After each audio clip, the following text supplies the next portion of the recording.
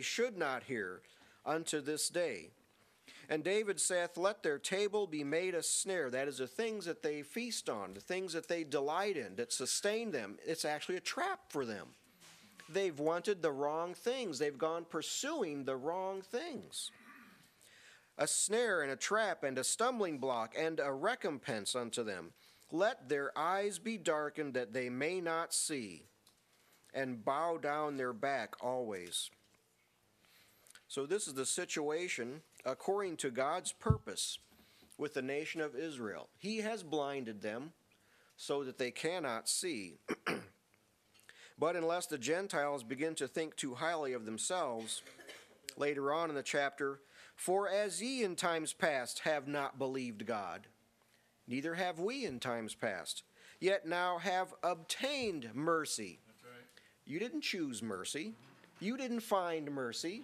You obtained mercy. God gave mercy to you only because of his purpose, through their unbelief.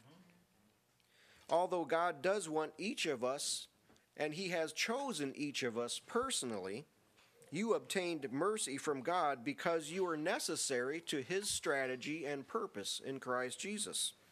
Not because you Gentiles were any better than the Jews. Even so have these also now not believed, that through your mercy they also may obtain mercy. For God hath concluded them all in unbelief, that he might have mercy upon all. So they will obtain mercy. Paul says that the Lord will provoke the Jews to jealousy. They will obtain mercy as we have, for God has concluded all in unbelief. So if God did not show mercy, none of us would have heard or believed the gospel. If God had not shown mercy to us, none of us would have had the desire to know the truth, or the desire to please him, or to be prepared for the judgment. The choice was not ours until he illuminated us and empowered us to make the choice. And if he illuminated us and empowered us when we were dead in trespasses and sins, then we must conclude that the choice was really his all along. For it is God which worketh in you both to will and to do of his good pleasure. Some other versions of this verse, Philippians 2:13. God is working in you to make you willing and able to obey him. Because God is always at work in you to make you willing and able to obey his purpose.